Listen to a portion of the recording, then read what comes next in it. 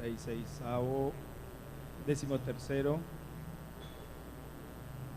36º, 36º panel del World Jurist Association. El tema que nos correspondió a nosotros fue el concepto de república en tiempos de pandemia. Es un tema preparado y organizado por la Asociación Colombiana de Facultades de Derecho, y hemos invitado a unos expertos, especialistas en el tema, en diferentes áreas. Si me lo permite, me voy a quitar el tapabocas para poder hablar correctamente. Y tenemos entonces en el día de hoy en este panel, a mi derecha, empezando por el género femenino, a Ginyola Blanco, presidenta de la Asociación Colombiana de Facultades de Derecho. A mi izquierda, a Jorge Enrique Ibáñez, magistrado de la Corte Constitucional de Colombia. A mi extrema derecha, al profesor Gorjón de la Universidad de Nuevo León en México. Y online tenemos a dos expertos, Marta Franch de la Universidad Autónoma de Barcelona y al profesor Moura de Brasil, que también nos va a estar acompañando, Adriano Moura de Brasil, que nos va a estar acompañando vía online.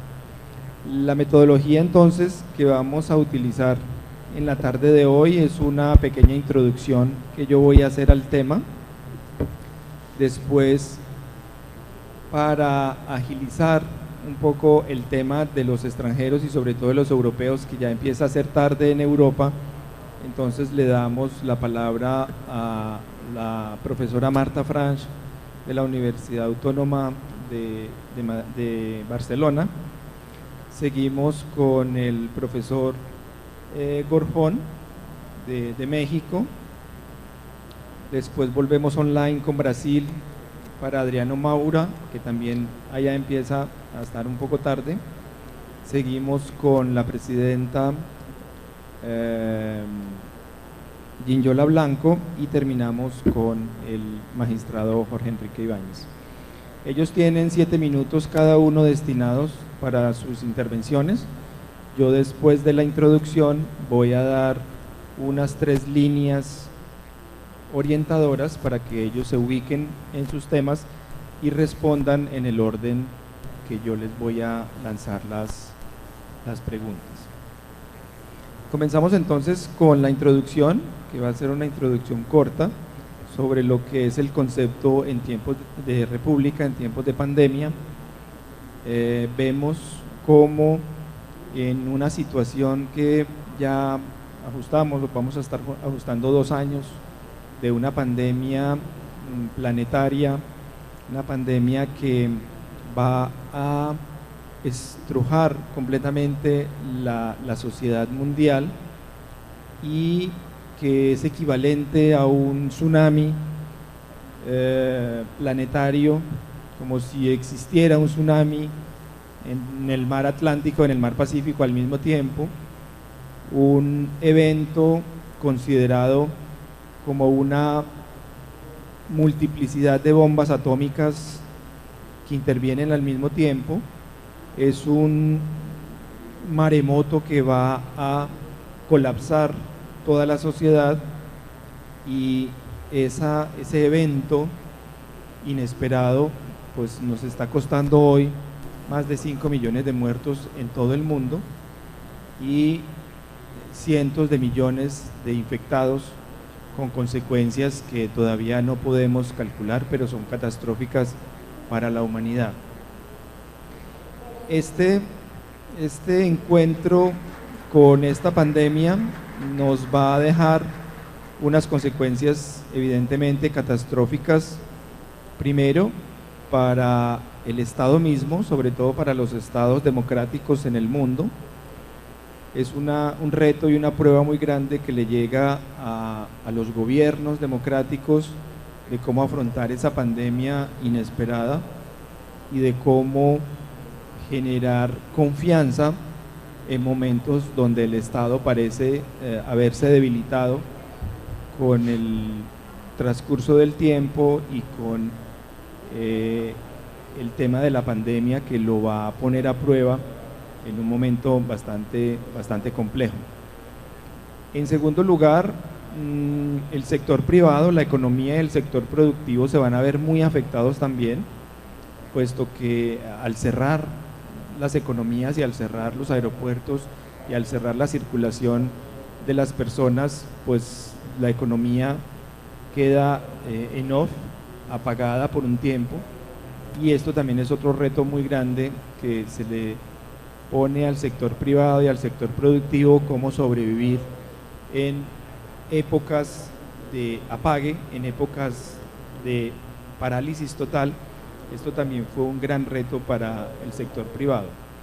Y para la sociedad, evidentemente, va a ser un gran reto, puesto que a estas generaciones, a estas últimas generaciones, desde hace más de un siglo no le había tocado una pandemia de este calibre, y la sociedad no se va a comportar como la sociedad española de principios del siglo XX, donde también conoció una pandemia planetaria, pero las condiciones económicas, sociales y políticas eran completamente distintas.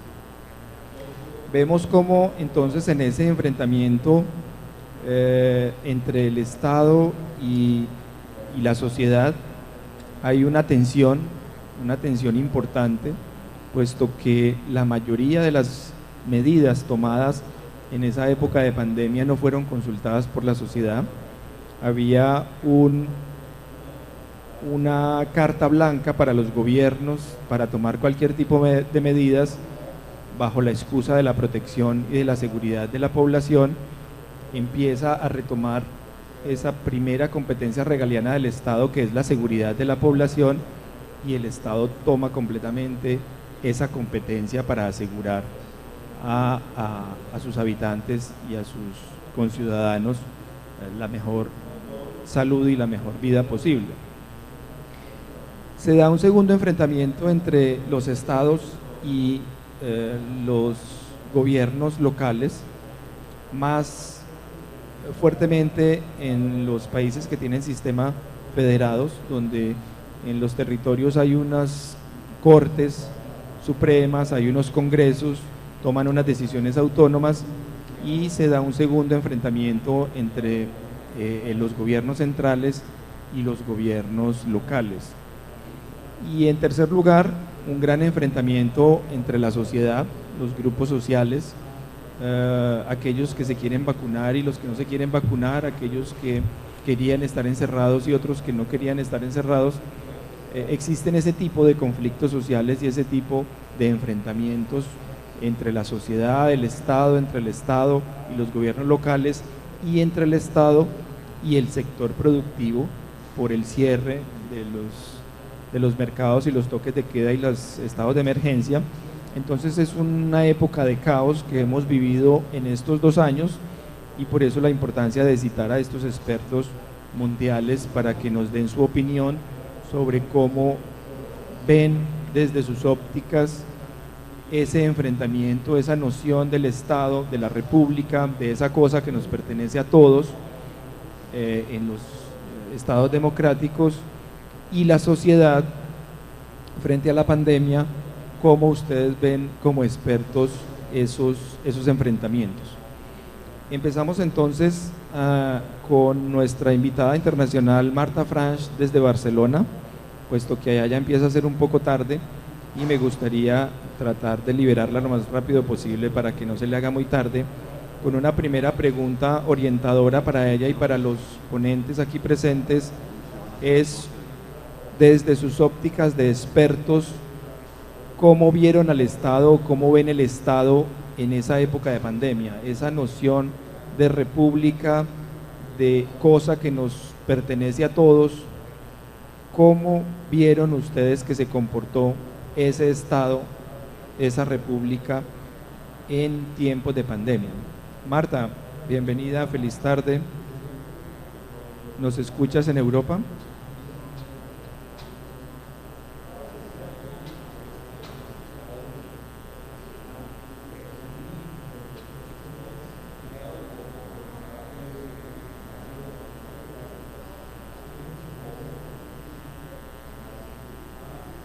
¿Escuchan? Sí, te escuchamos, Marta. Perfecto. Bienvenida. ¿Y me ven o no? No, todavía no te vemos. Pero Qué empieza a raro. hablar que ya la imagen va a llegar. Ah, Te escuchamos. ¿sí? Bueno, Sí, yo les escucho y les veo. ok. ¿Eh? Muy bien. Buenas noches para mí, buenas tardes para ustedes. Muchas gracias por la invitación. Me hubiera gustado, ya os sabe, Carlos Mario, estar aquí. Les quiero agradecer pues todos los esfuerzos y todo para que yo pueda intervenir pues desde Barcelona. Uh, a mí me parece un tema el que se ha planteado y que se acaba de plantear realmente muy interesante. ¿Y por qué digo esto? Porque realmente yo creo que la pandemia ha puesto en situación de riesgo algunas veces a nuestros estados y a nuestros estados democráticos. En mi caso no es una república, es una monarquía parlamentaria, pero la ha puesto en bastante tensión. Y yo he preparado algunos puntos que me parece en cuáles son los puntos en los que más tensión ha habido. Yo creo que, por ejemplo, una tensión en un estado federal o parecido al federal como es el estado español, eh, el problema que se ha planteado fundamentalmente es el problema de quién tenía las competencias para gestionar la pandemia y una vez tomada la decisión por parte del Estado español de centralizar las competencias, el desconocimiento que tenía el Estado de algunos temas para gestionar la pandemia. Por ejemplo, el Estado español centralizó con un Real Decreto fruto del estado de alarma las competencias en la compra de todos los materiales sanitarios. Pero ¿cuál es el problema? Que el Estado español no está comprando el material sanitario, lo compran las 17 comunidades autónomas. Entonces, ¿qué pasó? Que el Estado español no tenía proveedor, no conocía a nadie, a ningún proveedor para comprar mascarillas, respiradores, etc. Porque ¿quién conocía o quién sabía? Sabían las comunidades autónomas. ¿Quién gestionaba la sanidad, las UCIs, los centros de atención primaria? Las comunidades autónomas. Por tanto, el Estado centralizó la competencia, pero la realidad es que quien tenía el conocimiento para la contratación, para el servicio, eran las comunidades autónomas. Y esto creó una tensión muy grande en nuestro Estado. Y entre otras cosas, creó otra gran problema, que es la competencia entre comunidades autónomas. La competencia. En la segunda parte de la pandemia, las diferentes comunidades autónomas podían regular determinados aspectos del estado de alarma. Entonces, mientras una cerraba los bares y restaurantes todo el día, la otra abría los bares y restaurantes. Y esto creaba una competencia entre comunidades autónomas y entre sus legislaciones que ha puesto en interrogantes algunos de los temas, yo creo, claves de un Estado descentralizado. Muchas gracias, Marta. Es una primera respuesta muy importante a lo que nosotros habíamos abierto como primera pregunta orientadora, esas competencias entre el Estado y sus entes territoriales. Vemos que en España se presentaron problemas de autoridad, problemas de legitimidad, puesto que el reino español retoma todas sus competencias centrales, pero al tener desconocimiento de todo lo que se hacía a nivel de contratación, pues evidentemente se van a presentar problemas, no solamente de gestión, sino de recursos, porque eran las comunidades autónomas las que iban a pagar y a financiar todo el tema. Ahí nos queda un buen abrebocas para compararlo con Adriano Moura, donde también estamos hablando de un Estado federado, un Estado donde también hay un órgano central y unos estados federados. Nos gustaría escuchar a Adriano en Brasil, si se presentó la misma situación que en España o se presentó otra situación completamente distinta. Adriano, buenas tardes, buenas noches en Brasil. Muy buenas tardes para todos que están en Barranquilla. Buenas noches aquí de Brasil. Un saludo de Río de Janeiro y agradezco muchísimo la invitación y de manera bien objetiva estaba atento a la fala de Marta y tuvimos aquí algo muy parecido también, ¿no? Un conflicto de competencias con el Estado federal, ¿no? El Brasil tiene su Estado republicano con 3 niveles en su federación: la Unión, lo llamamos el Estado federal más grande, las provincias, que son los estados, y las ciudades, los municipios. Y tuvimos por aquí también un conflicto muy grande de estas competencias, por ejemplo, con cerramiento de carreteras, cerramiento de aeropuertos y también actividades de la actividad industrial de un modo general. La República de Brasil sufrió muchísimo en el primer año de la pandemia con la resistencia de nuestro gobierno federal en aceptar con un grado más grande de cientificidad las medidas de lockdown, y esto generó muchísimos conflictos con las autoridades de los estados, y en nuestro caso específicamente, quien acaba por resolver este conflicto fue el Poder Judiciário en sus diversos niveles, y nuestra Suprema Corte, y aquí en Brasil, tuvo una participación muy grande de una mediación excepcional, y tuvo por final apontar una responsabilidad, apontar lo obvio que entendemos, ¿no? Pero tuvimos que oír esto, escuchar esto de nuestra Suprema Corte. Una competencia conjugada, una competencia tripartida en que los 3 niveles de la federación tienen cómo actuar, pero el nivel más próximo de la sociedad, del pueblo, que son los niveles de los alcaldes de las ciudades, es que tienen la prioridad y la última palabra en materia de lockdown, en materia de las vacunas y otras políticas de restricción. Este fue el cuadro inicial aquí de Brasil. Muchas gracias, Adriano. Es una reflexión interesante, puesto que en España estas comunidades autónomas se presentan al mismo tiempo como en competencias municipales de Brasil, y entonces evidenciamos que hay ese problema y enfrentamiento de competencias en un momento de pandemia donde el Estado realmente no sabe asumir o no puede asumir completamente sus competencias, sobre todo en los estados federados, porque existen otras autoridades locales que son los que tienen el dinero y son los que tienen la experiencia para el manejo de esta pandemia.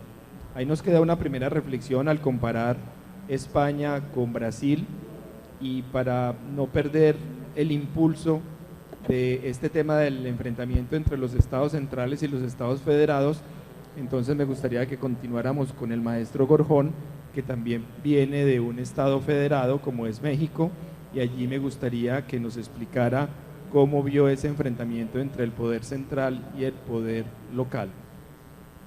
Maestro. Gracias, muy buenas tardes, tengan todas y todos. Antes que nada, un agradecimiento muy sentido para Carlos y Yola por la invitación, por esta excelente organización por parte de ACOFADE, y también mi agradecimiento para nuestro mecenas, doctor Porfirio. Muchísimas gracias, la Universidad Simón Bolívar siempre presente.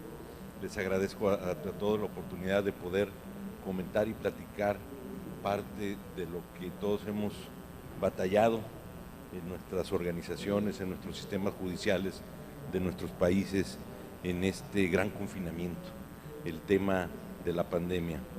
Creo yo que en lo que podemos coincidir todos es que no estábamos preparados. El sistema de procuración e impartición de justicia de nuestros países no estaba preparado.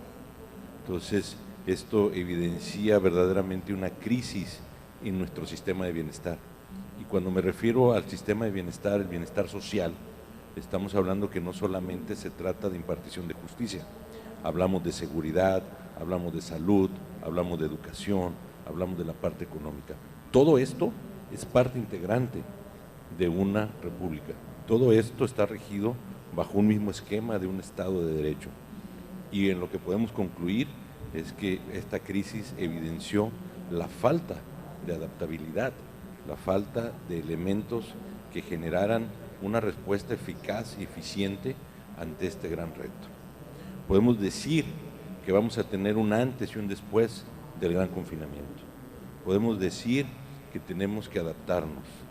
El reto ya no es solventar la pandemia, el reto al cual nos vamos a enfrentar es el post-COVID. Ese es el verdadero reto. Debemos de estar prospectando ya de qué es lo que tenemos que hacer con nuestros sistemas de impartición y procuración de justicia en nuestros países, tanto Colombia, tanto Brasil, tanto España, ¿sí? Tenemos que visualizar, tenemos que ser creativos, tenemos que ser inteligentes.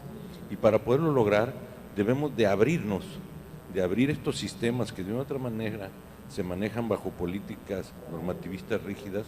Tenemos que dar apertura, tenemos que generar una participación ciudadana que pueda revertir la lógica del bienestar. ¿Sí? Estoy hablando de que todos los ciudadanos estamos acostumbrados a recibir. Esa es la lógica en la cual está organizado también nuestro sistema de procuración e impartición de justicia. Debemos de integrar a toda la ciudadanía y pensar que nosotros también podemos generar bienestar. Y es aquí donde entran otros tipos de mecanismos, los métodos de solución de conflictos, la mediación, la conciliación, el arbitraje, la negociación, la misma educación para la paz, en el cual, en ese último sentido, Colombia es un ejemplo. Entonces, creo yo, y estoy de acuerdo con mis compañeros, estoy de acuerdo con lo que se ha mencionado hasta este momento, de que estamos en una crisis y que ha habido una contradicción entre los diversos niveles de gobierno, en donde unos querían hacer una cosa y otros otra. Entonces, eso, insisto, creo que lo único que nos está dejando es un gran aprendizaje que ha costado mucho, no solamente económicamente, sino ha costado vidas, ha costado sueños, deseos. Imaginemos cuánto tiempo estuvo paralizado en nuestros países el Poder Judicial. Esto es algo verdaderamente inédito. Pero ¿por qué tenemos que depender nosotros los ciudadanos de ese punto? Si nosotros podemos resolver nuestros conflictos, nosotros podemos de una u otra manera, bajo la misma normativa que habilita la conciliación, en el caso de Colombia, la mediación, en caso de México, la mediación, en el caso de Brasil y de España. Nosotros podemos, al gestionar nuestros conflictos, generar un vínculo de una solución que nos va a ser o que va a ser reconocida, al igual que si lo fuera una sentencia bajo un esquema de cosa juzgada. Entonces, es ahí donde tenemos la oportunidad de que bajo esta perspectiva podamos, desde el bienestar subjetivo percibido, lograr generar un bienestar social. Estoy convencido de que sí se puede, estoy convencido de que ese acuerdo de mediación genera perdón, estoy convencido de que ese acuerdo de mediación genera bienestar, porque insisto, y perdónenme si soy reiterativo, el bienestar subjetivo percibido depende de los intereses de las personas, depende de la felicidad de cada quien. Entonces, eso tiene una validez legal. Utilicémoslo como la herramienta que se puede adaptar bajo cualquier tipo de circunstancia. Creo que nos encontramos con una gran área de oportunidad en la cual puede renacer, puesto que siempre ha estado la mediación y los demás métodos dentro de la norma. Creo que la oportunidad de que pueda renacer, y esperemos que no vengan más pandemias, pero si llegasen a venir, hay que estar preparados, Carlos. Muchas gracias. Muchas gracias, maestro. Y vemos que es una constante entonces la improvisación en materia de competencias y la falta de preparación que tenían los estados, al menos estos 3 estados federados, no estaban preparados y no sabían realmente cómo asumir sus competencias. Si esto nunca hubiera pasado, hubiera sido comprensible y lógico de que no se supiera reaccionar frente a la improvisación, pero como esto ya había pasado hacía un siglo, no hace mucho tiempo, normalmente los estados deberían estar preparados para estos tiempos de crisis y para estos tiempos de pandemia. Se debería saber ya el manual a seguir y las normas a seguir, como lo hay en las catástrofes naturales ya hay unos códigos y ya hay unas reglamentaciones y ya se sabe quién debe actuar y quién debe hacer las alertas tempranas y quién debe actuar, pero parece que en temas de pandemia, y podría pasar también como en un tema de una peste que nos llegue de un momento a otro, o una época de hambruna por alguna circunstancia climática, nosotros, el Estado debería estar obligado a tener ya un código de reacción, un código que se supiera exactamente qué es lo que hay que adoptar. Y ahora me gustaría comparar esas visiones de los estados federados con los estados unitarios como es el nuestro, y por eso me gustaría dirigirme a la experta Ginyola Blanco, que nos expresara desde sus competencias cómo percibió al Estado colombiano en este momento de pandemia. Ginyola. Bueno, muy buenas tardes, doctor Carlos Mario, muchísimas gracias por dirigir este panel.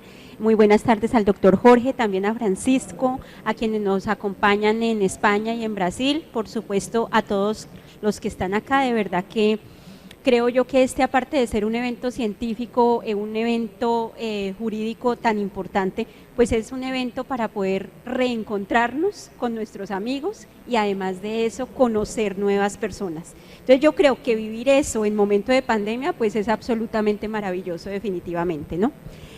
Miren que yo pensaba en este momento entre el público y nosotros los que estamos sentados acá, exactamente hay paridad de género. Y creo yo que este es el tema que nos tiene que abordar el día de hoy.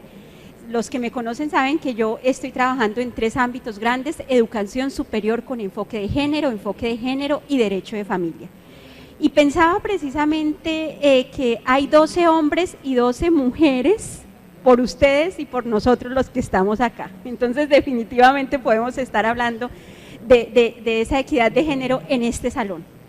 Y también a eso es que se enfrentó la República, también a eso fue que se enfrentó precisamente los gobiernos, no solamente los latinoamericanos, sino también los europeos, todos en general. Y miren ustedes, nosotros como sociedad y como países teníamos un compromiso grande con la Agenda 2030 de la ONU en todos los objetivos de desarrollo sostenible, indudablemente. Uno de ellos, por supuesto, que era lograr la igualdad entre hombres y mujeres y lograr la igualdad y el respeto de los derechos por las niñas y los niños. Y el otro, pues, precisamente excluir todas las desigualdades que pudieran haber. Un compromiso grande, un compromiso que si ustedes escucharon el panel de hace unas 2 horas donde estuvo nuestra consejera presidencial Heidi Gallo y ayer donde estuvo precisamente la primera dama, pues nos mostraron bastantes avances que había realizado Colombia antes de la pandemia, maravilloso, es decir, que estábamos atendiendo situación económica, estábamos atendiendo mujer rural, estábamos atendiendo la educación, los derechos por las mujeres también en igualdad de condiciones, pero vino la pandemia y eso se nos bajó a unos niveles casi cero. ¿Por qué? Porque como tú lo decías, Francesco, precisamente pues nosotros no estábamos preparados para nada de esto. Entonces nuestros gobiernos iban por una dirección y resultaron teniendo que atender otras situaciones totalmente diferentes. Entonces, ¿qué hacíamos? O atendíamos lo primero que teníamos que atender o definitivamente íbamos a atender cosas que habían pasado a ni siquiera un segundo plano, un tercer o cuarto plano indudablemente. Eso ha hecho entonces que definitivamente nosotros escuchemos permanentemente noticias, leamos reportes, encontremos investigaciones que están mostrando qué pasó desde el punto de vista del Estado frente a la atención de estos 2 ODS que les acabo de mencionar. Y se encuentra uno entonces con unas cifras alarmantes que las estamos viviendo todos en el día a día, que incluso, doctor Jorge, precisamente es algo que ustedes, la Corte Constitucional, trabaja fuertemente y la Corte Suprema de Justicia y en general todos nuestros jueces, y es tratando en este momento de dar una aplicación a una igualdad que se encuentra absolutamente palpable en todos los ámbitos que nosotros podemos encontrar.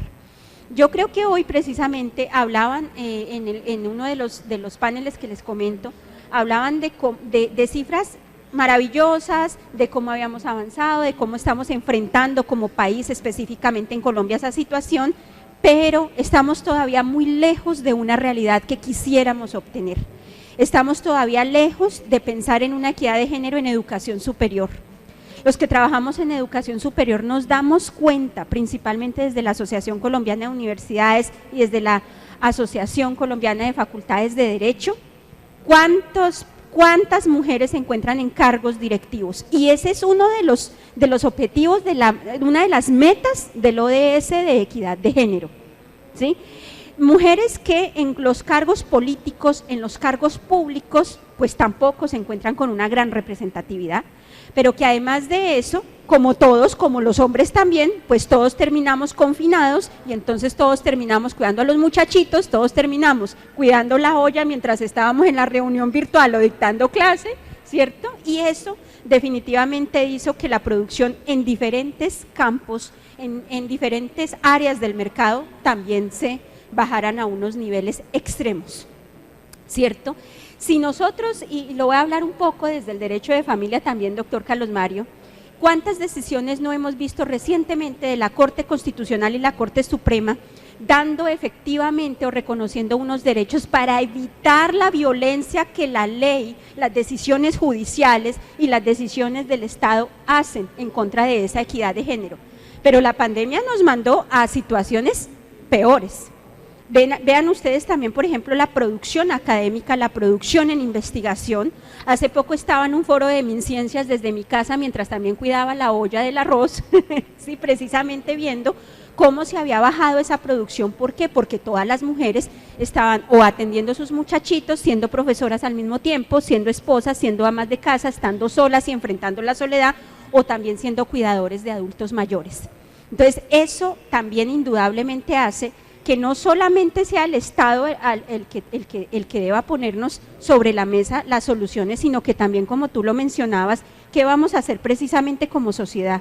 ¿Qué vamos a hacer nosotros como sociedad? Y yo creo que definitivamente esto nos cogió, como se dice coloquialmente, con los pantalones abajo, una situación que nadie esperaba vivir y que eso tiene una repercusión absolutamente directa en cualquier índice de producción de equidad que nosotros podamos tener en cualquier país. Miren ustedes que países como Estados Unidos, como Inglaterra, como Francia, como Alemania, precisamente también vivieron ese golpe tan duro que se está teniendo. Entonces también aquí es repensar al gobierno, repensar la república, repensar el Estado, de cuál va a ser su nueva actuación, no solamente en el ODS 5, ¿cierto?, sino en todos los ODS, y más hoy que estamos parados en un Congreso Mundial de Juristas, es hablar también del ODS 16, que es justicia y paz. Y eso va a implicar que la ONU, como una organización internacional y una organización mundial, también empiece a repensar esas metas que nos planteamos hace unos años, porque esas metas no vamos a poderlas alcanzar. O sea, no estoy hablando solamente de Colombia, sino cualquier Estado. Hemos dado un retroceso y es necesario que acomodemos nuevamente las políticas públicas, la legislación y las decisiones judiciales a lo que vendrá, a lo que está pasando y a lo que vendrá. Gracias, doctor. Muchas gracias, Gillola, por sus interesantes aportes. Efectivamente, vimos que el Estado fue tomado por sorpresa por esta pandemia y a nosotros, al Estado colombiano, nos dio dificultad controlar los primeros embates de la pandemia y la primera ola que llaman de muertos y de contagios, y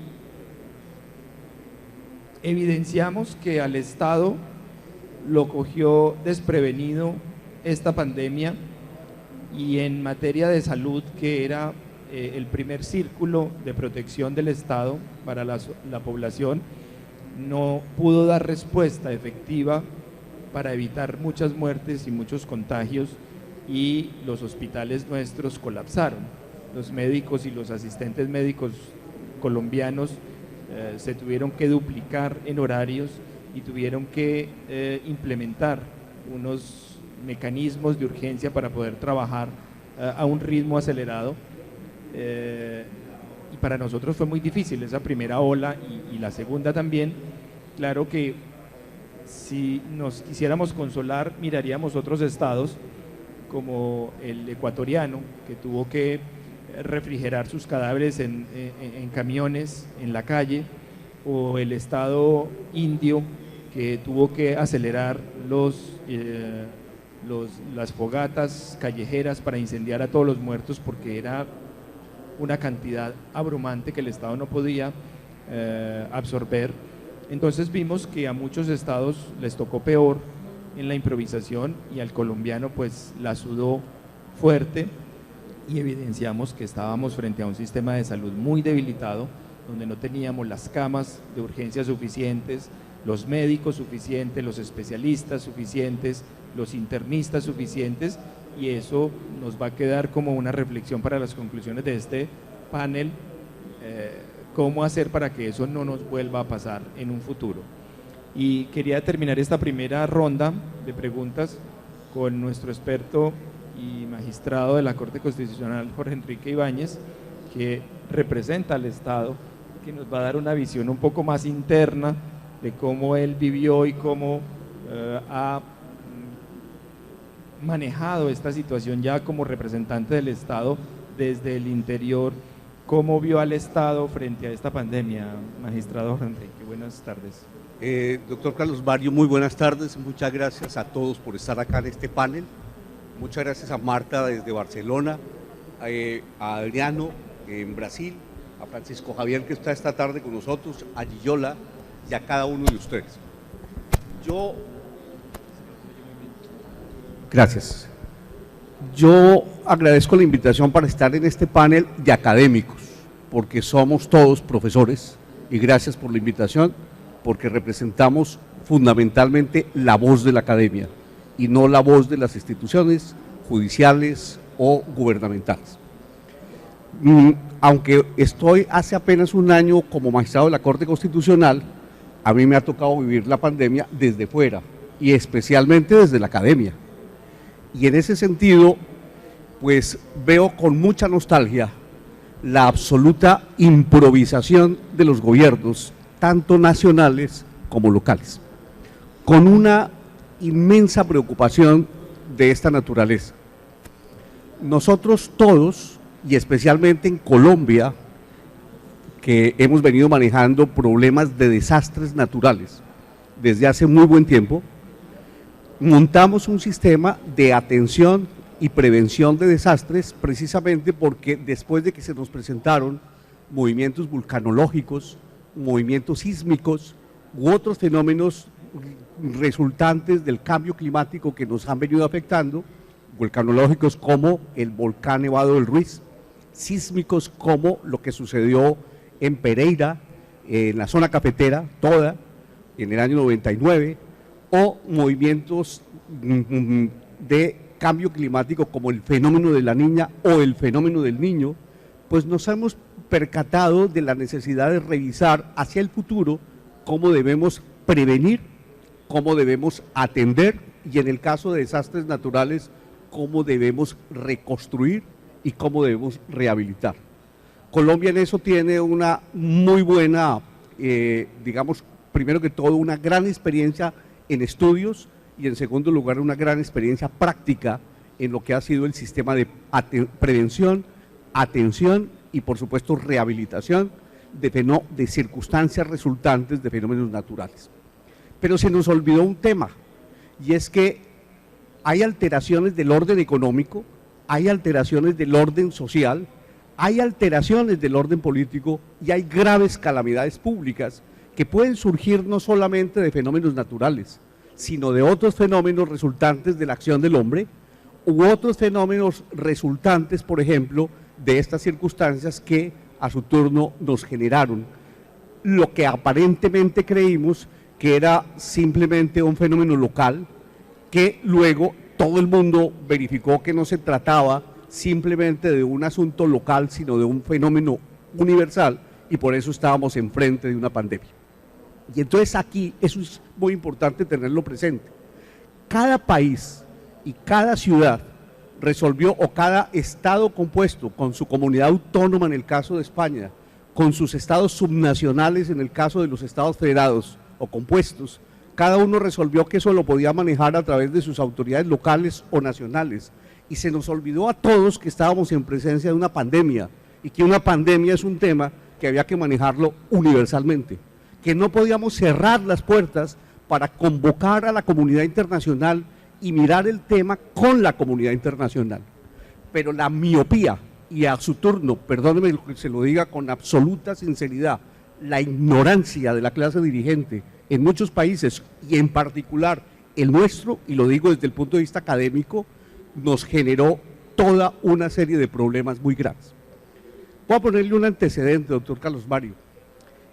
Me voy a ubicar en el año 2018, y en el 2018 académicamente estábamos mirando los 100 años de la gripe española. Los estábamos estudiando todos. Yo me leí, y lo leímos en familia y luego en la academia, el libro del Jinete Azul, para mirar qué había pasado con la gripe española de 1918, que a su turno no sabíamos dónde había empezado, si en Kansas, en los Estados Unidos, si en Francia, si en verdad había empezado en España, por qué se había transportado el tema a Asia, a África, cómo había llegado a América Latina. Y lo estábamos estudiando todos, y estábamos revisando el tema. Total que por lo menos desde el punto de vista académico, en la academia sabíamos qué estaba sucediendo y que se podía volver a presentar una epidemia de esas magnitudes. Sabíamos en el año 2018, estoy hablando del 18, que en España había sucedido, en el mundo había sucedido una gripe que nos había dejado un saldo de entre 50 y 100 millones de muertos en el mundo.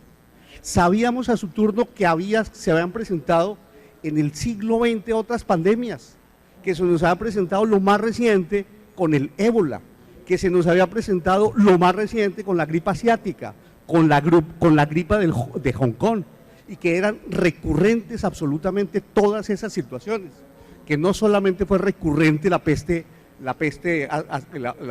negra, que se presentó en el medioevo y que se volvió a presentar en el siglo XVIII, sino que las gripes, especialmente estas, eran recurrentes en todas partes del mundo, y por esa razón teníamos que mirar cómo deberíamos enfocar el tema. Y a propósito, doctora Gillol, es que frente a los objetivos del desarrollo, primero los objetivos del milenio, del 2000 al 2015, por una parte, y frente a los objetivos del desarrollo sostenible, del 2015 al 2030, teníamos que revisar qué es lo que está sucediendo en el mundo en relación con temas de salud pública y de salubridad pública. Y a su turno, a sabiendas de que no vamos a cumplir los objetivos del desarrollo sostenible, sabemos que tenemos que prepararnos de aquí hasta el año 2050, por una parte, y del 2050 al 2100. Y todo quien pretenda ser dirigente de un país tiene que pensar de aquí al 2100. De lo contrario, que no se meta a ser dirigente, que no se meta a ser candidato presidencial o a gobernador o alcalde si no sabe qué le enfrenta al mundo frente a las circunstancias del cambio climático, del calentamiento global, de las pandemias que van a ser recurrentes.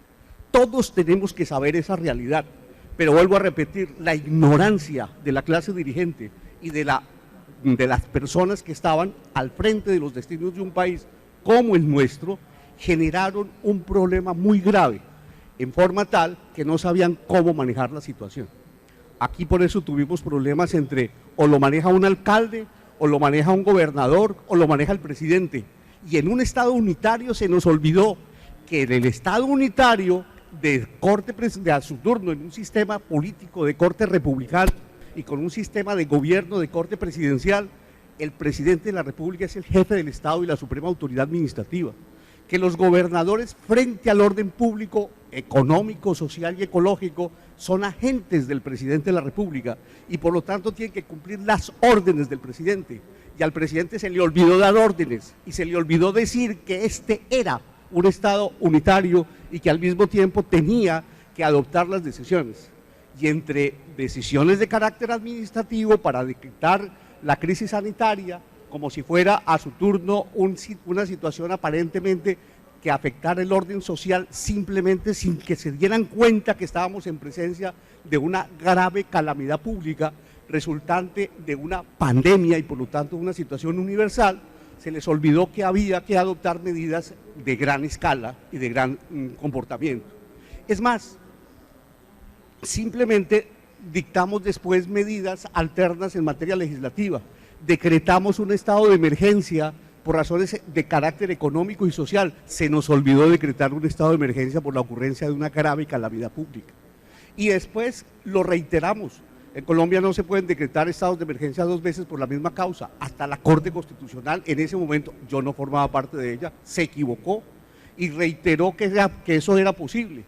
Y esta mañana decían algunos, y se dictaron 115 decretos. Y si uno los mira, esos decretos no nos sirvieron para mayor cosa, porque fíjense ustedes que frente a los efectos de la pandemia, porque seguimos en pandemia con una cuarta y podemos llegar a una quinta ola, esas medidas de carácter legislativo no tuvieron el efecto esperado, que además, según la Constitución colombiana, pueden ser de vigencia indefinida y no solamente de vigencia definida.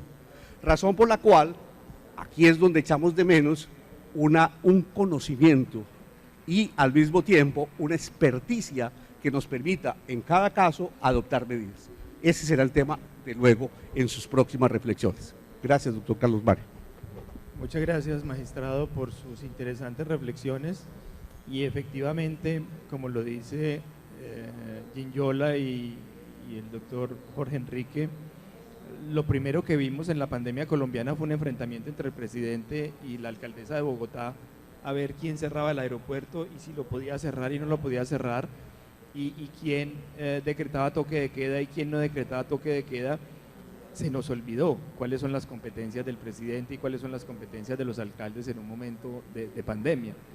Y sería esta una importante ocasión para que en la próxima campaña presidencial le preguntáramos a los candidatos, ¿usted qué planes tiene para una posible pandemia o una próxima pandemia? ¿Cuáles serían sus proyectos para evitar esta mortandad y para evitar estos problemas que se presentaron ahora? Ahí podríamos saber si realmente estamos al frente de candidatos que tienen algo para proponer a la sociedad o que realmente están ahí por simple demagogia.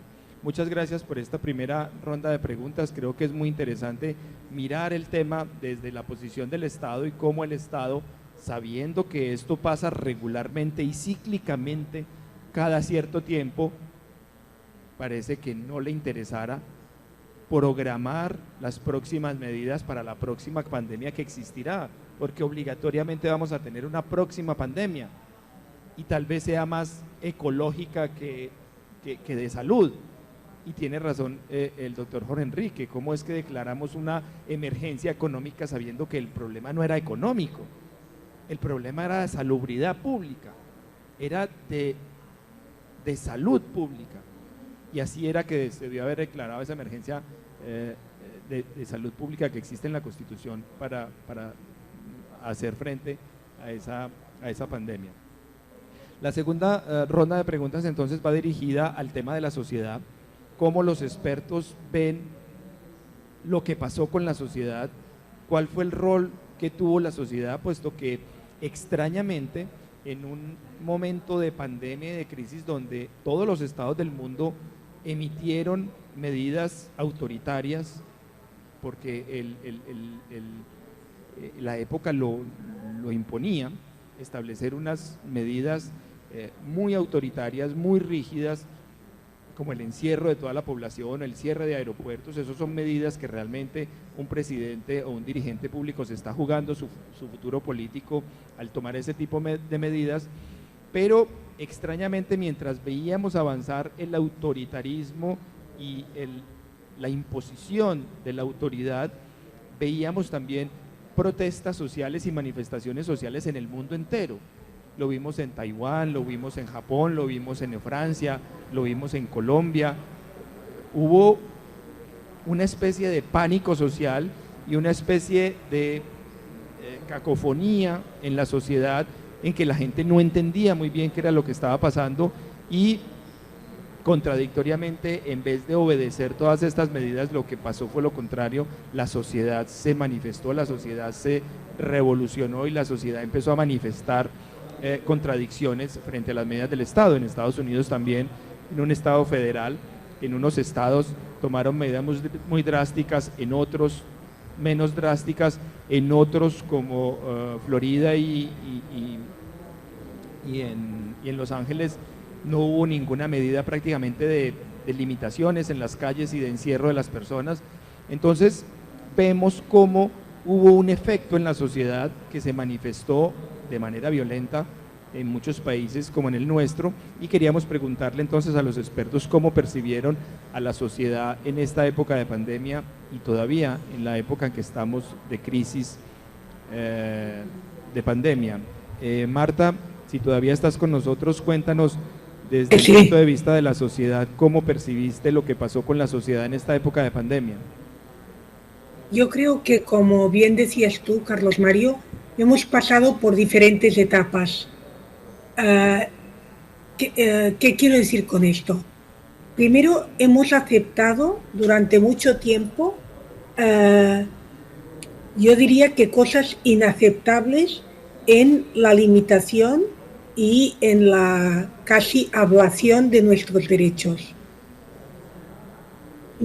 Recuerdo, y esto debe haber sido diferente en los diferentes países, pero recuerdo, ¿no?, en España era imposible durante un determinado tiempo que una persona que estaba enferma por COVID o sin COVID, nadie pudiera irle a visitar, incluso en el momento de la muerte.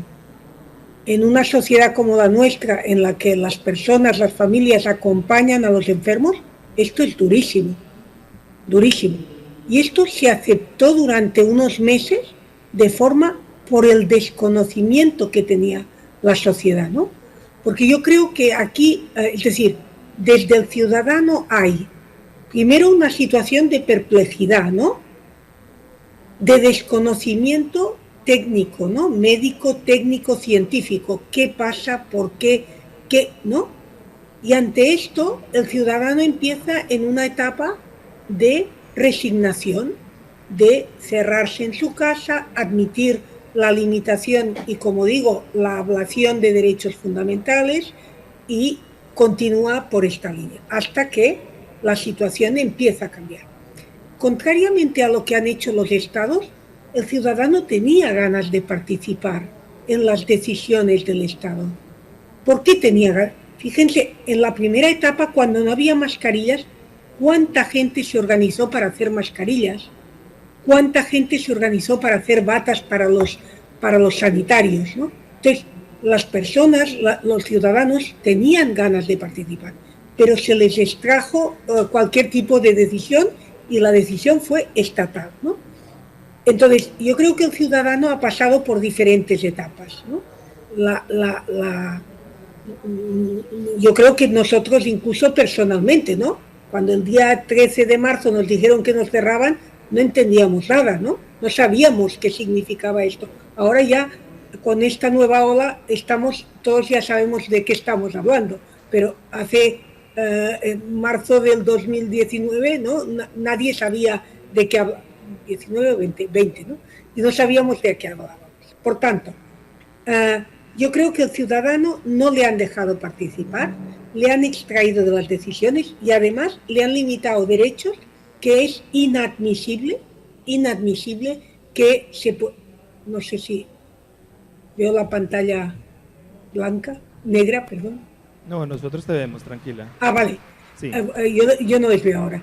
Que es inadmisible algunas limitaciones de derechos fundamentales que se han producido.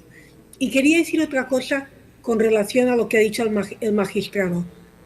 Yo creo que en determinados aspectos el Estado ha reducido su actividad a la pandemia y ha olvidado funciones estatales importantísimas. Es decir, muchísima gente en temas de educación, en temas propios sanitarios, porque los hospitales eran 100% pandemia, cuando no sé si es peor tener el COVID o tener un cáncer terminal, ¿no?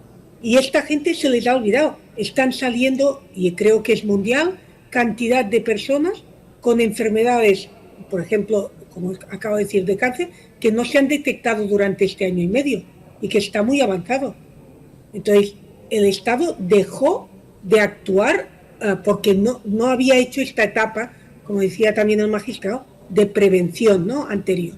Pero en todo caso, para el ciudadano yo creo que es una situación de perplejidad, que no se le ha dejado participar y que se le han suprimido derechos fundamentales que eran, yo creo que casi derechos humanos. Muchas gracias, Marta.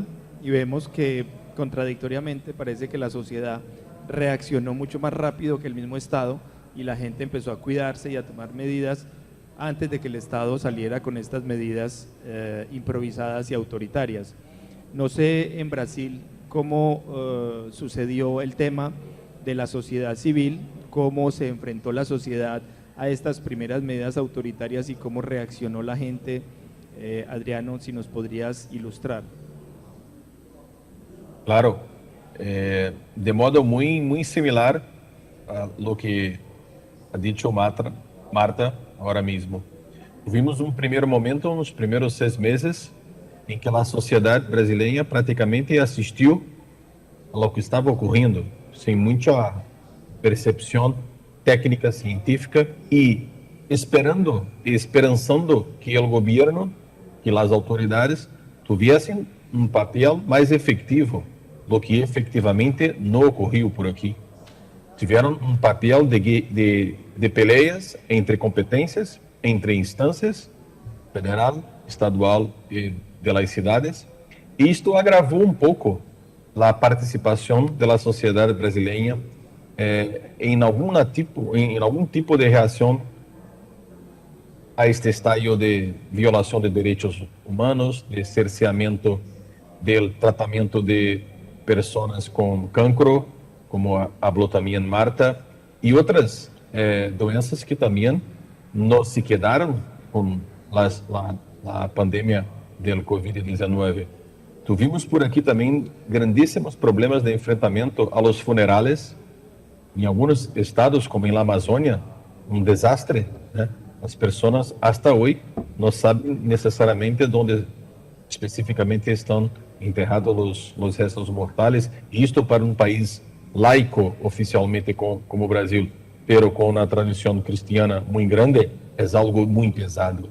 É algo que vai ter e necessitar de um tempo de tratamento muito grande para eles, para a sociedade de Amazonas, de Manaus, por exemplo. Vimos também, neste mesmo estado e cidade, falta de oxigênio, né, para os hospitais, em um completo estádio de inatividade da administração pública, de falta de comprometimento, eu creio particularmente e juridicamente falando, de uma responsabilidade administrativa muito grande. E a partir deste momento, enero de 2021, que tivemos uma participação mais grande da sociedade brasileira, compreendendo o fenômeno como tal, e especificamente em Manaus, as pessoas, as famílias comprando, adquirindo, alguns cantantes e pessoas famosas da sociedade civil, haciendo campanhas para a compra de oxigênio e praticamente implorando para que as autoridades hiciessem pelo menos o transporte aéreo. Tivemos problemas também de negativa de ajuda de países vizinhos, aqui de Venezuela para com o Brasil, por intransigências políticas, né, de nosso atual governo. E este ponto, a partir de janeiro, a sociedade brasileira, que também se mobilizou para fazer becas, para fazer mascarilhas, pero a partir deste ponto, eu creio que tivemos um upgrade, tivemos uma percepção mais grande da sociedade de que o Estado solamente não tinha condições de arcar com a responsabilidade e com o caminho de ter uma saída um pouco mais efetiva para este problema. E passamos a ter conselhos comunitários, passamos a ter uma participação política da sociedade mais grande e que teve repercussão no poder executivo central, e por uma pressão da sociedade abarrou um pouco seu esforço de não comprar vacunas, de não facilitar a aplicação das vacunas, y a partir de entonces tuvimos un poco más de estabilidad. Pero ya estamos hablando de marzo, abril, mayo de 2021, porque hasta entonces tuvimos una sociedad que prácticamente asistió pasiva a estos problemas de mala gestión y de mala responsabilización, de ignorancia, como habló también el magistrado Enrique aquí antes. Muchas gracias, Adriano. Ahora en el país hermano de México, ¿cómo reaccionó la sociedad, Francisco, frente a estas primeras medidas autoritarias tomadas por el Estado y el gobierno mexicano? Bueno, yo creo que la sociedad, no solamente en México, sino en todo el mundo, ha actuado de forma muy pasiva. Y cuando me refiero a una actitud pasiva, quiero retomar lo que acaba de mencionar Adriano y Marta, pero también lo que acaba de mencionar Ginyol, el tema de la familia, el tema de los derechos humanos. La familia está en un estado de indefensión total. La violencia intrafamiliar se ha elevado a niveles estratosféricos. El Estado no ha sabido responder, no les ha podido ayudar. El sistema judicial tampoco. El sistema de procuración y impartición de justicia tampoco. Entonces, ¿qué es lo que está pasando? Necesitamos proporcionarles herramientas a la sociedad y a la familia para que resuelvan sus conflictos. Conflictos que el sistema no se los resuelve ni ahorita ni después de la pandemia. ¿Por qué? Porque la norma no está diseñada para ello. La norma es rígida, la norma es general, es correcto, porque si no viviríamos una anarquía. Sin embargo, los conflictos actualmente se resuelven bajo el esquema del incumplimiento de la norma. No se resuelven los conflictos en razón de los intereses de las partes. Entonces, ¿qué vas a hacer? Lo que decía ahorita Yola, decía, a ver, tienes a papá, a mamá y a los hijos sentados en una mesa del comedor, uno trabajando, otro trabajando y otros buscando. ¿Cómo le haces? No todos tienen el privilegio de tener un área específica para poder estar trabajando o poder estar estudiando. Las personas, hablando del tema de la equidad de género, a las mujeres les ha costado un trabajo impresionante. ¿Por qué? Porque tienen que cumplir con su trabajo y aparte estar educando a los hijos. ¿Sí? Es algo bastante grave. Entonces, tenemos que cambiar esa lógica de pensamiento y no se lo hemos proporcionado a la sociedad. Pero la sociedad no sabe que existen los mecanismos adecuados para que ella pueda resolver su problema. Hay que dárselos a conocer. Y me estoy refiriendo a la mediación, a la conciliación. Sabemos que un acuerdo de mediación genera perdón. Un acuerdo genera bienestar, produce felicidad, porque estamos resolviendo el conflicto desde la perspectiva de los intereses de las personas. Entonces, ¿cómo resuelves un conflicto de carácter intrafamiliar si el Estado está preocupado en saber qué asuntos va a atender y qué asuntos no va a atender? Suspendió todo. Entonces, claro, ante un esquema pandémico de miedo, en el cual hasta los mismos impartidores de justicia y todos sufrimos de eso, todos sufrimos del encierro, por eso se llama el gran confinamiento. Entonces, debemos de cambiar estos sistemas y culturizar a la sociedad. Aquí están las autoridades de ACOFADE, ya te voy a pasar la rola, Yola, pero debemos de adaptarnos. Yo hablaba del post-COVID, nuestro problema ya no es el COVID, es el post-COVID. Es ahí en donde debemos enfocar nuestras baterías y de enseñarle a la sociedad que puede resolver sus conflictos por ella misma con el respaldo de la ley. El Poder Judicial le ha regalado a la sociedad los métodos de solución de conflictos y la sociedad no sabe que se los regalaron porque es una ignorante. ¿Está bien?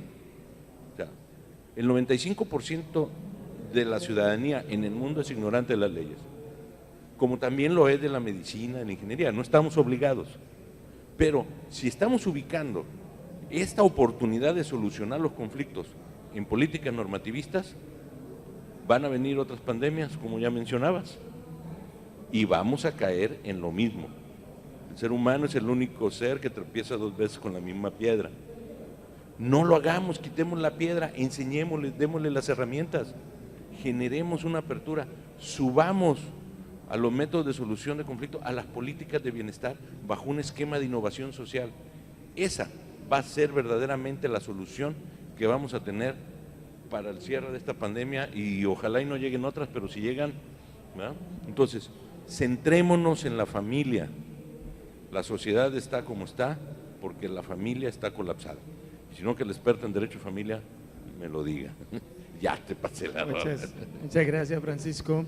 Y vemos realmente que las situaciones se asemejan en los países comparados que tenemos aquí presentes, pero ya refiriéndonos al tema colombiano, vemos que al parecer las medidas del gobierno fueron adecuadas o fueron en su mayoría acertadas, porque del lado de la justicia no hubo mucha sanción y del lado del Congreso tampoco hubo reacción, sabiendo que hay un Congreso que está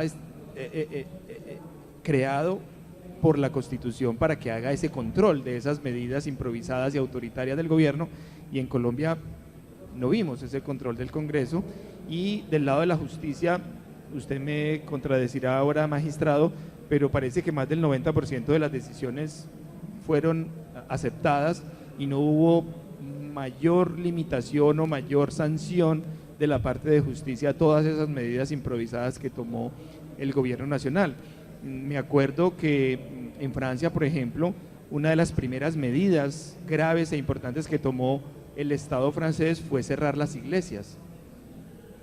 Y una semana después el Consejo de Estado le anula ese decreto al gobierno y le dice el derecho de expresión de la fe y el derecho es de lo más sagrado que hay, y no hay las circunstancias que ameriten que usted pueda cercenar completamente, al menos absolutamente, ese derecho fundamental que es el derecho de la expresión, es el derecho de la conciencia, el derecho de expresar su fe, y me pareció muy acertado, una reflexión muy adecuada y muy oportuna en un momento. Sin embargo, en Colombia no vimos ese tipo de sanciones de parte de la justicia, y entonces creeríamos que todo lo que hizo el gobierno fue adecuado o fue bueno porque la sociedad guardó silencio. Yenyola, ¿cómo viste a la sociedad reaccionar frente a esas medidas autoritarias del gobierno, las primeras que se tomaron en la pandemia? Yo veo dos caras de la misma moneda y voy a analizarlo desde dos puntos de vista. Uno, nosotros como sociedad, cada uno de nosotros en este momento pensando cómo reaccionamos cuando llegamos a la pandemia, qué pasó con nosotros, qué pasó con nuestras familias después de, bueno, vamos a estar todos juntos 8, 15 días, un mes, 2 meses, 6 meses, perdón, cómo íbamos reaccionando nosotros en ese día a día, ¿cierto? ¿Y por qué digo yo dos caras de la misma moneda? Porque yo pienso en lo que dijo la doctora Marta cuando intervino.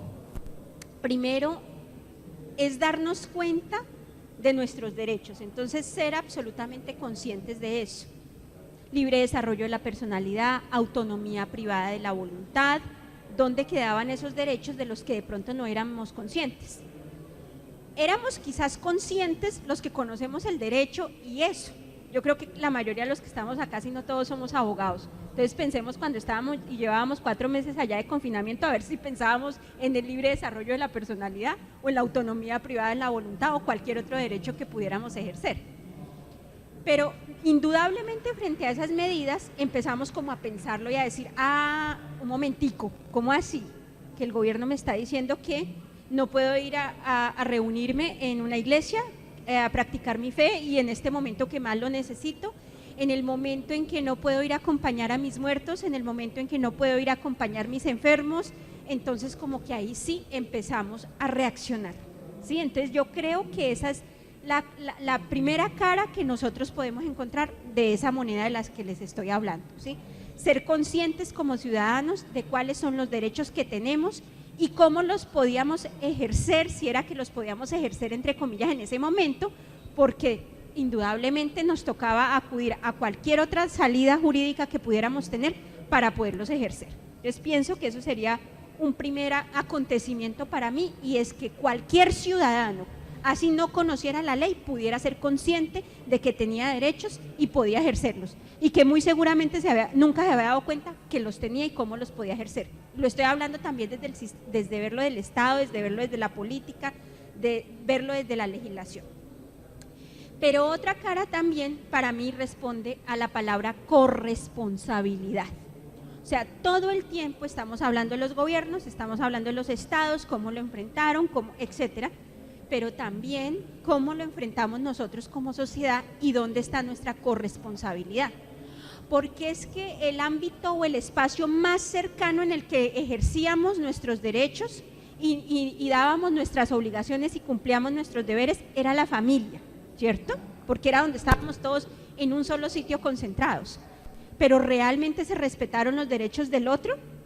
Tú mismo lo mencionabas, la violencia intrafamiliar en unos índices exagerados. Todos hemos visto cómo definitivamente esos índices se potencializaron al máximo, ¿cierto? Entonces, ¿cómo también ver que no somos corresponsables?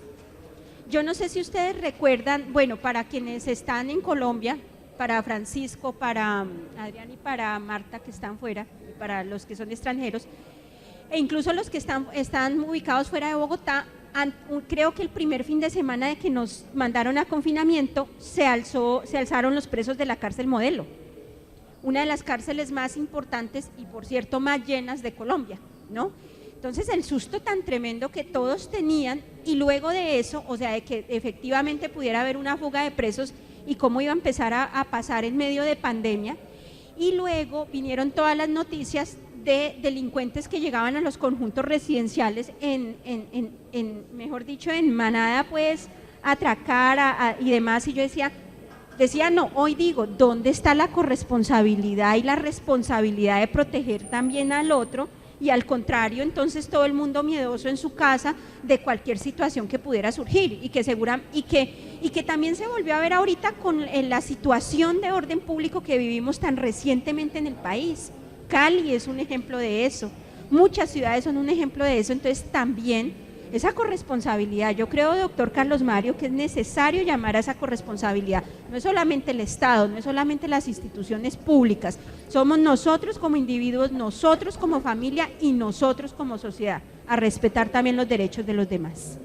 Muchas gracias, Ginyola, y efectivamente hay una gran preocupación porque como académico, como constitucionalista, al ver las primeras medidas tan drásticas del gobierno colombiano y al ver que no hubo respuesta ni control del Congreso, que es el llamado a hacer ese tipo de controles, al ver lo excesivo de las medidas del gobierno y que no hubo tampoco mucho control de parte del sistema judicial, que es el segundo llamado a hacer ese tipo de controles, y en tercer lugar ver la pasividad de la sociedad con la cual aceptó todas esas medidas de un encierro total, de una limitación de derechos fundamentales, de cerrar aeropuertos cuando muchas personas están en pleno vuelo, de cerrar fronteras cuando personas venían caminando 2 y 3 días atravesando una frontera. Yo quedé muy preocupado, muy preocupado, y me da temor a futuro de que esto pueda ser peor en otro tipo de circunstancias, de calamidades, que el gobierno pueda ir más allá, y es donde el concepto de república de Estado se fragiliza y uno dice, podemos perder ese Estado democrático en un segundo, puesto que si permitimos que un Estado, que un gobierno avance de esa manera tan restrictiva y tan totalitaria, en un momento de pandemia donde había más incertidumbre que certeza, en un momento de guerra, de ataque externo, de catástrofe natural, fácilmente un presidente no respetuoso de las instituciones se toma las armas y encierra a todo el mundo, y hasta ahí llegó la República, hasta ahí llegó el Estado. Doctor Jorge Ibáñez, ¿usted cómo percibió entonces la reacción de la sociedad como académico? ¿Usted cómo vio todas esas limitaciones de derechos fundamentales, de derechos importantes para la gente y que creíamos que eran derechos adquiridos y que eran cosas muy importantes para toda la gente, pero parece que no, porque la gente aceptó todas esas medidas sin ningún tipo de reacción importante? Usted como académico, ¿cómo percibió esa reacción de la sociedad? Gracias, Carlos Mario. Yo parto de lo que señaló inicialmente Marta, allá desde Barcelona. Las personas, toda la sociedad civil y toda la comunidad en general estaba en una situación de indefensión. Y entonces aquí pecamos por doble vía. La primera, que tenemos una confianza legítima en las autoridades y obramos de absoluta buena fe en relación con ellas, a pesar de las discusiones que había entre las autoridades locales y las autoridades nacionales. Pero a su turno vivimos de una absoluta conformidad. Nosotros somos conformistas, nos resignamos frente a la situación. Vivimos de una resignación absoluta. Y en ese sentido, como confiábamos de buena fe que algún día con las decisiones a error, a veces sí, a veces no, confinamos, no confinamos, permitimos que salgan, permitimos que no salgan, etcétera, frente a esa legislación error que se fue produciendo por las distintas autoridades o nacionales o locales o territoriales intermedias, pues simplemente la gente esperó a ver qué sucedía. Es más, la gente no le puso tanto atención a lo que se decía finalmente por las autoridades locales, sino que verificaba qué estaba ocurriendo en otras latitudes, como para, de conformidad con eso, comportarse. Ah, es que cerraron Italia, acaban de cerrar Alemania, acaban de cerrar Inglaterra, acaban de cerrar Estados Unidos. Si allá cerraron, nos toca comportarnos acá. O sencillamente, doble indefensión. ¿A qué me refiero? Si quiero salir del país, de todas maneras, en otro lado no me dejan entrar. Total que el confinamiento era absoluto y estuvimos en una situación de absoluta indefensión. Y a su turno, en una resignación desorientada a la sociedad. Yo nunca vi por parte de las autoridades nacionales o locales una campaña encaminada a decirle a las personas, desde el punto de vista pedagógico, desde el punto de vista democrático, para garantizar su participación, así fuera pasiva, decirle, mire, es que es necesario que usted se quede por esta razón, adopte este tipo de medidas, por favor use el tapabocas, lávese las manos adecuadamente. Eran unas campañas muy aisladas, que en algunos sectores se cumplían, pero campañas masivas a través de los medios masivos de comunicación, en donde el Estado debió invertir suficientes recursos para hacer en esos momentos pedagogía y educación y cultura en las actuaciones de prevención sobre la sociedad, no se dieron. Yo no las vi en los medios de comunicación. Simplemente nos resignamos y nos fuimos acomodando, y la sociedad terminó acomodada en una situación de absoluta indefensión, con un efecto muy grave. Voy a poner un ejemplo, que estamos en un escenario eminentemente académico. Paramos la educación y creímos que todo se podía hacer virtualmente, y aquí nadie sabe de virtualidad. En Colombia nadie sabe qué es una educación virtual, salvo la Universidad de Educación Virtual, que es la UNAT. Y entonces todo el mundo creyó que eso era simplemente hacer educación remota, y una cosa es educación remota y otra cosa es educación virtual. Y pusimos a los papás a que fueran ellos los que le enseñaran a sus hijos, cuando los papás tenían que salir a trabajar, si les podía tocar a trabajar, si es que tenían dónde trabajar, pero si a su turno no podían trabajar, no tenían ningún adiestramiento, ninguna habilidad, ninguna competencia para enseñarle a sus hijos. Además, si la educación era remota, a través de sistemas con virtualidad, que implicaba tener una conectividad. ¿Cómo tener conectividad si no había conectividad? Los niños en las zonas rurales no tienen conectividad porque aquí se feriaron la plata para hacer la conectividad. Escúchenme ustedes, se la robaron, entregándole a una serie de personas unos contratos que adjudicaron para hacer conectividad, y los dueños de la corrupción se robaron la plata. Ahí están. Y en ese sentido no hay conectividad. Entonces muchas personas empezaron a poner tutelas, acciones de tutela, para que me garanticen el acceso a la educación. ¿Cómo? Que me den unas tablets, que me den unos teléfonos. Y ahí estaban las tablets sin conectividad. Y a su turno, que me den unas cartillas de cómo manejar, si ni siquiera había formatos de educación virtual o remota. Perdimos 2 años, es el momento en que hemos perdido 2 años en la sociedad frente a la educación de los niños. Y los niños perdieron 2 años sin saber en este momento en Colombia y en el mundo, ¿cómo van a recuperar 2 años de educación? Porque no solamente se quedaron en sus casas sin tener elementos técnicos, académicos, pedagógicos para haber adquirido habilidades y competencias, además de conocimientos, sino que cuando retornaron, como están retornando a la presencialidad, seguimos adelante sin saber que perdimos el tiempo, con problemas de carácter inclusive sanitario. Los niños, por estar pegados a una pantalla, ahora tienen problemas de visión, tienen que ir a ortóptica para que vayan y los traten, y en estos momentos estamos frente a una grave dificultad. Ni aprendieron y además adquirieron otra serie de problemas de salud pública derivados por la exposición, demasiada exposición en las pantallas.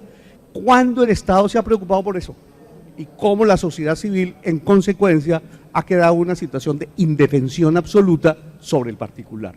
Es ahí donde yo veo lastimosamente que la sociedad civil no se ha organizado, y cuando lo ha hecho, y termino con esto, y ha presentado acciones, es la hora en que nosotros no hemos resuelto esas decisiones.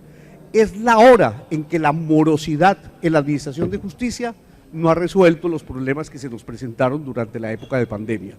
Y una justicia morosa, una justicia que no resuelve, no es justicia. Y en eso somos responsables los administradores de justicia. Muchas gracias. Muchas gracias, Jorge. Creo que hemos hecho un balance general de estos 2 años de pandemia desde el punto de vista del Estado y la sociedad y desde el punto de vista de las instituciones.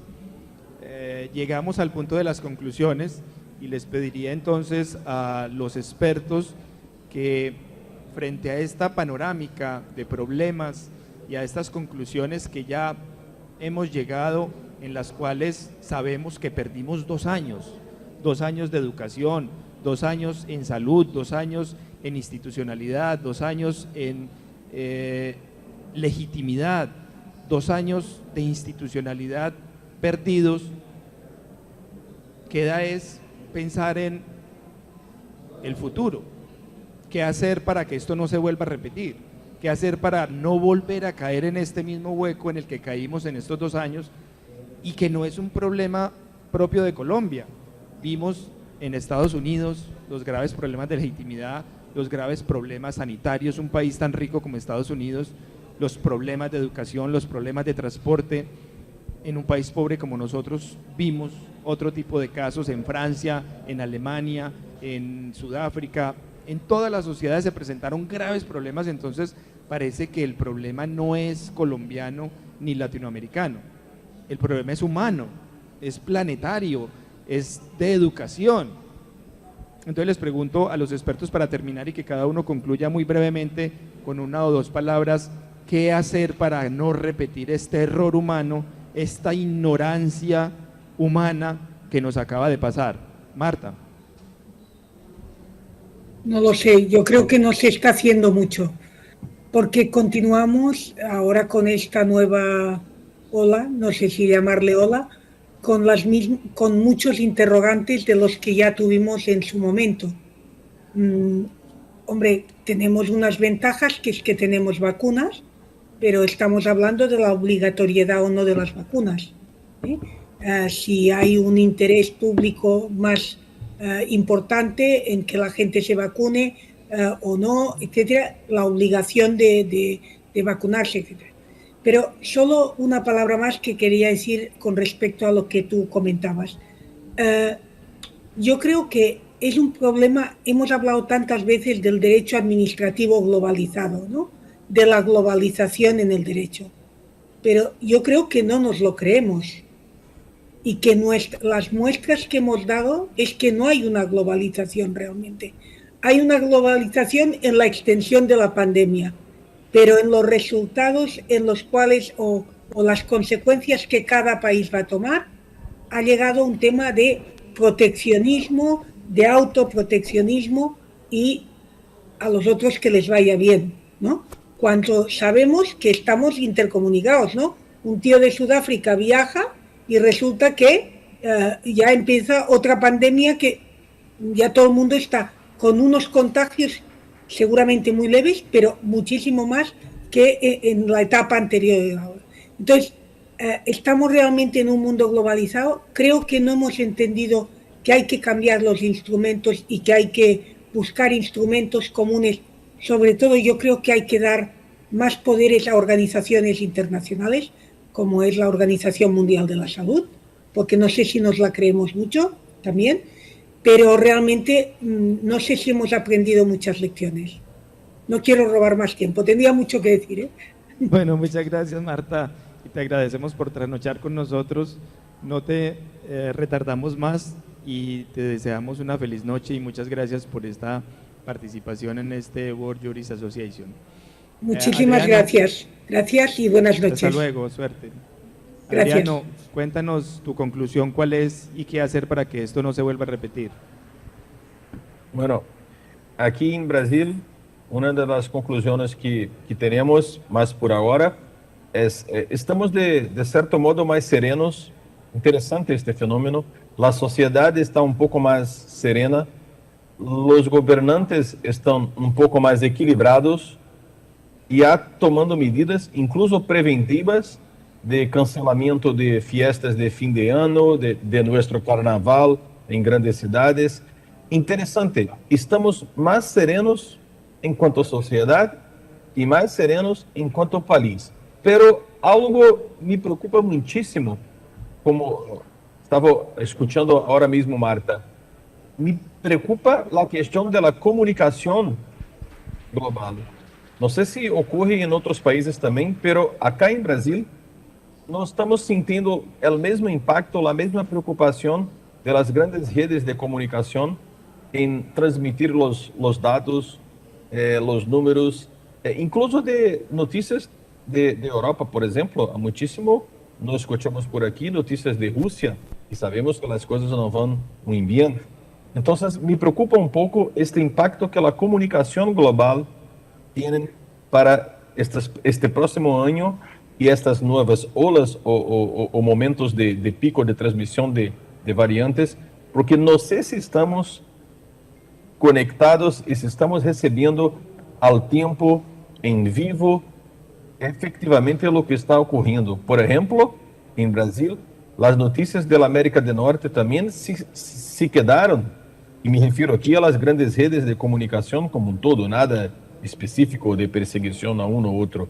Entonces, estamos acá en este momento con la sociedad se comprometiendo muchísimo con las medidas de seguridad, preocupada sí con el retorno de la economía, y estamos empezando este retorno de la economía. La propia educación que tuvo este tiempo todo en la pantalla, en línea, está regresando también para actividad presencial, y estamos más conectados con nuestros administradores.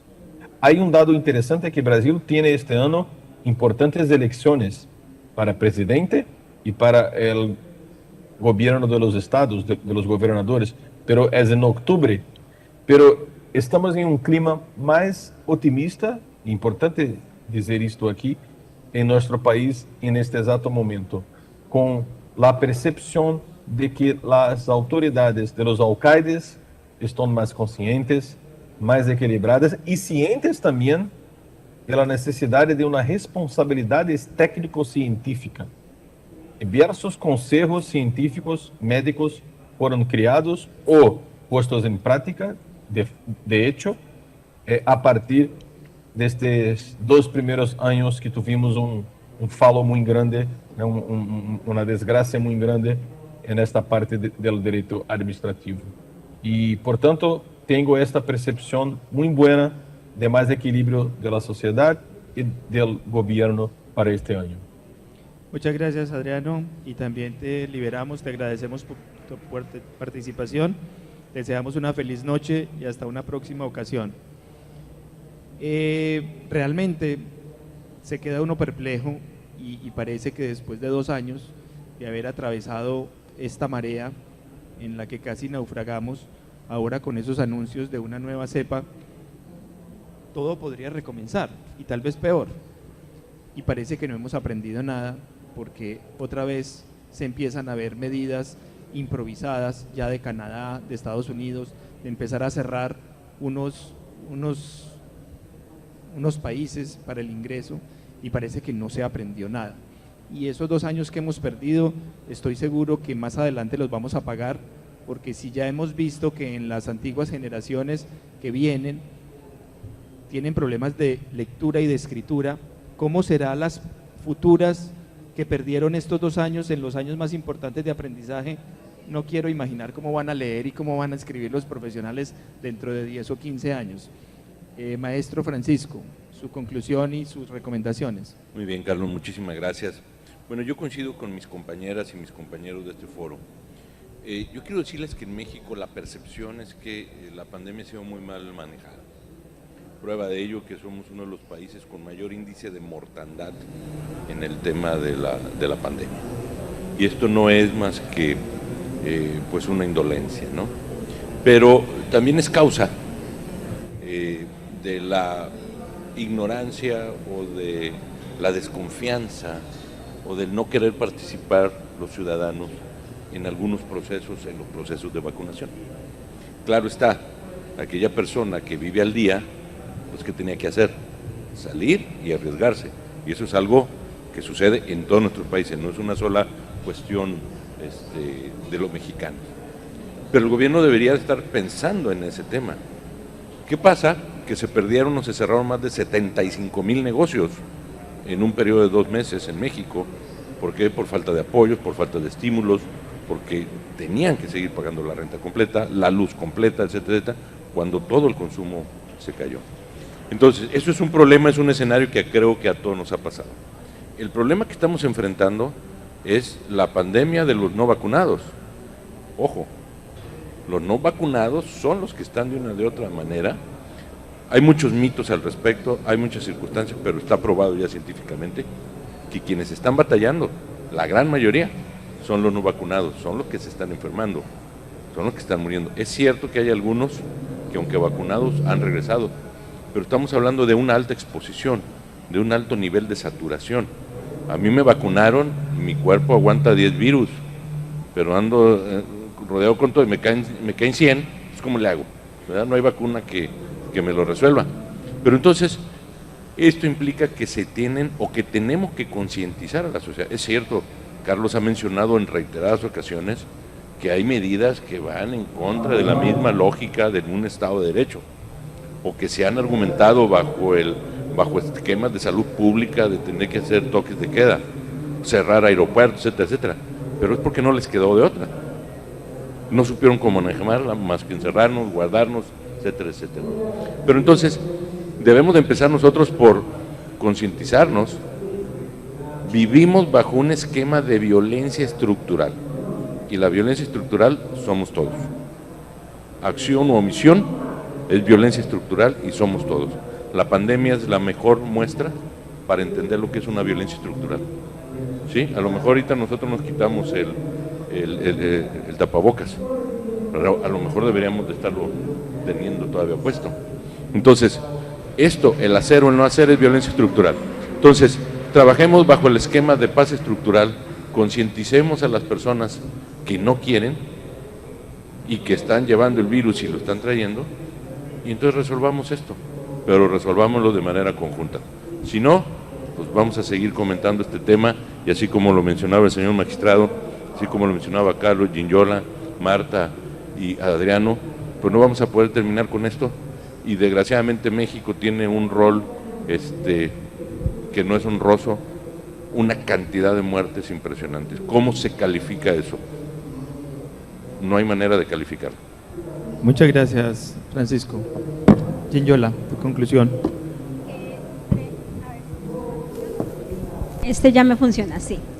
Yo concluyo en 3 escenarios. El primero, innovación política. Ya lo decía usted, doctor Jorge. Necesitamos dirigentes que hoy tengan otra visión. Primero que todo, yo creo que, y eso lo tomo de usted realmente, ¿sí? Esa innovación política la debemos tener. Colombia entra a unas elecciones el próximo año, así es de que es necesario que todos los que están pensando en una campaña estén pensando en esa innovación que deben tener como Estado y como dirigentes. La segunda, innovación legislativa. Lo que pasa es que nosotros necesitamos actuación legislativa, ¿no? Hay que decirlo, porque si no, el judicial no estaría tomando las decisiones que está tomando en este momento. Pero bueno, vamos a suponer que está actuando, entonces lo que necesitamos es innovar legislativamente. Necesitamos unas leyes que empiecen desde diferentes áreas del derecho a legislar lo que se debe legislar en un tiempo de pospandemia, ya tomando como ejemplo lo que nosotros hemos aprendido. Y la tercera, innovación judicial también. Nuestra Corte Constitucional se caracteriza por ser una de las cortes más innovadoras, no solamente de Latinoamérica, sino del mundo, pero necesariamente es imparagitable que también tenga que fijarse en esos otros aquellos aspectos pospandémicos a los que ni siquiera se había enfrentado y no sabía resolver. Entonces, innovación política, innovación legislativa e innovación jurídica. Muchas gracias, Ginyolam. Y para concluir este panel y esta ronda de preguntas, pues nos dirigimos a nuestro experto, Jorge Enrique, no solamente un gran académico, sino ahora un gran magistrado, y que nosotros consultamos más desde la academia para no comprometerlo. ¿Cuáles tus conclusiones, tus balances y tus recomendaciones para que esto no se repita? Muchas gracias, Carlos Mario. Como ustedes lo pudieron observar esta tarde, estamos enfrentados a un problema universal y no un problema local. Aquí estamos enfrente de un problema de la humanidad, y un problema de la humanidad que hoy por hoy hay que mirarlo a la luz de los derechos humanos y en particular del derecho internacional de los derechos humanos. Por lo tanto, lo primero que tenemos que hacer hoy, y lo hago desde este salón, es proclamar el derecho de la humanidad y en particular el derecho de los hombres, las mujeres y los niños como un derecho de tercera generación a no tener que padecer los daños que resultan de fenómenos como las calamidades públicas resultantes a su vez de las pandemias. Segundo, como es un tema universal, requerimos soluciones universales y necesitamos construir desde ya un sistema internacional de prevención y de atención tanto de desastres naturales como de calamidades públicas. Sin él no podemos afrontar situaciones que vendrán en el futuro próximo. Tercero, como se trata de un sistema que requiere además financiamiento, porque sin plata no podemos atender estudios científicos, sin plata no podemos atender las vacunas que hoy por hoy en todo caso no pueden acceder a ellos muchas sociedades, muchas comunidades en todas partes del mundo. Necesitamos un fondo internacional para garantizar la atención, la prevención y por supuesto el respeto y la efectividad de los derechos de todas las comunidades del mundo. Un fondo internacional que se nutra tanto con recursos de carácter público de los estados, pero de una vez, por ejemplo, también los particulares y cada persona natural en particular debe contribuir a ello. Debemos crear y empezar a crear tasas contributivas universales para todo el mundo. Ejemplo, uno debería pagar el 1% del tiquete aéreo para un fondo común universal que se nutra justamente en ese fondo común universal con esos recursos para atender en el futuro el financiamiento de las emergencias internacionales. Ningún país del mundo, ni siquiera Estados Unidos, fue capaz de atender en su momento a los damnificados por el Katrina, ni siquiera él, que además tiene 30 millones de personas en estado de marginalidad y de pobreza extrema, y tampoco los ha podido atender. Luego, ningún país del mundo es capaz hoy de atender una situación que afecte, que resuelva de manera universal esta situación. Como consecuencia de ello, entonces, hay necesidad de construir un fondo que financie. Y yo diría lacónicamente, con esta frase terminaría: el mundo no puede seguir esperando, los estados no pueden seguir legislando bajo el golpe de las catástrofes y las calamidades y después de percibir el drama humano bajo el espectro de la muerte.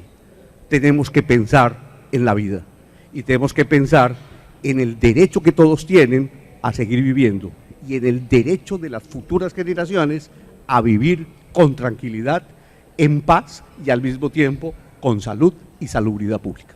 Muchas gracias.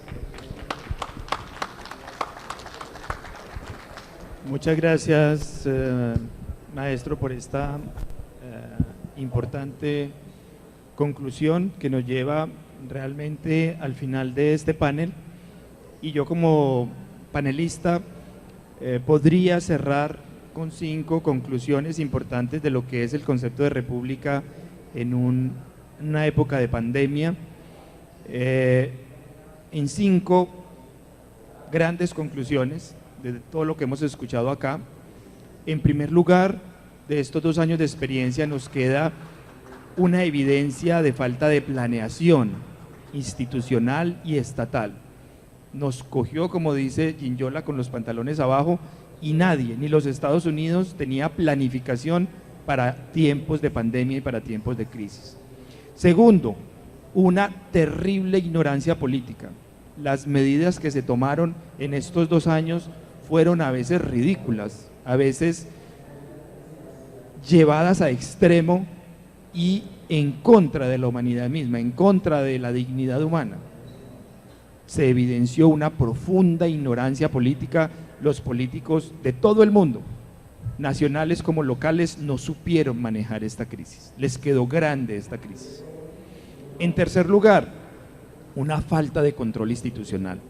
Realmente, no solamente en Colombia, donde no hubo Congreso que hiciera oposición a las medidas autoritarias del gobierno. La justicia dudó mucho en su virtualidad y realmente no hubo un contrabalance de todas esas medidas autoritarias que el gobierno adoptó.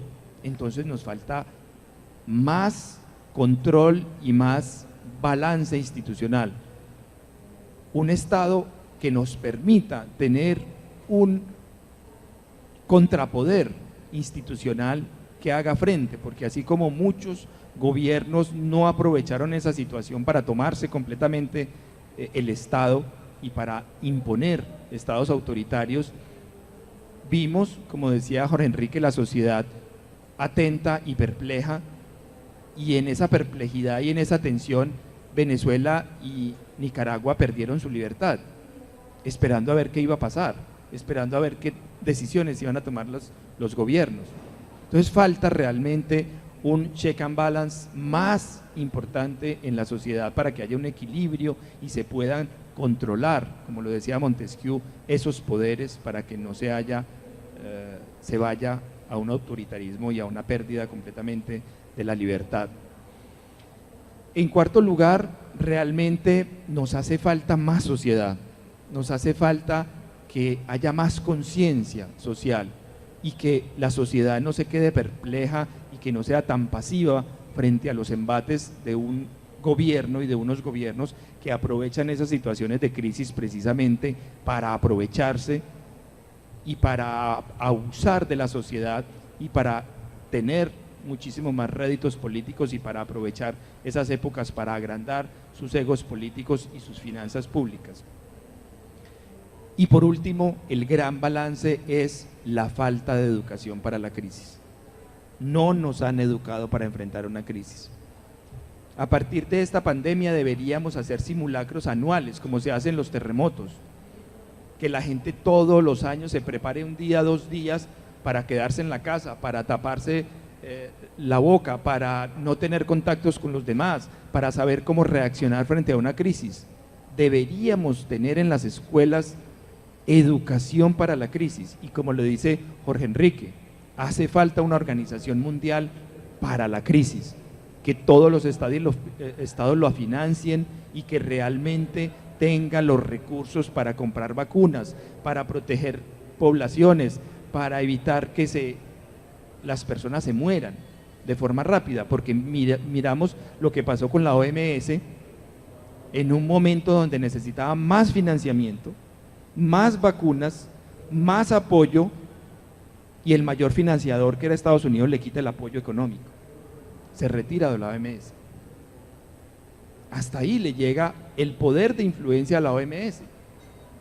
Necesitamos, y estoy de acuerdo con Enrique, un nuevo organismo mundial financiado por diferentes estados y por diferentes vías de recursos, que tenga ese poder económico y esa independencia económica para ir a proteger a la sociedad mundial para que no se mueran, porque de los 5 millones de personas que perdimos en estos 2 años, tal vez con una adecuada planeación, financiamiento y organismo mundial de protección, 4 millones hubiéramos podido proteger y no se hubieran muerto tan estúpidamente como se murieron.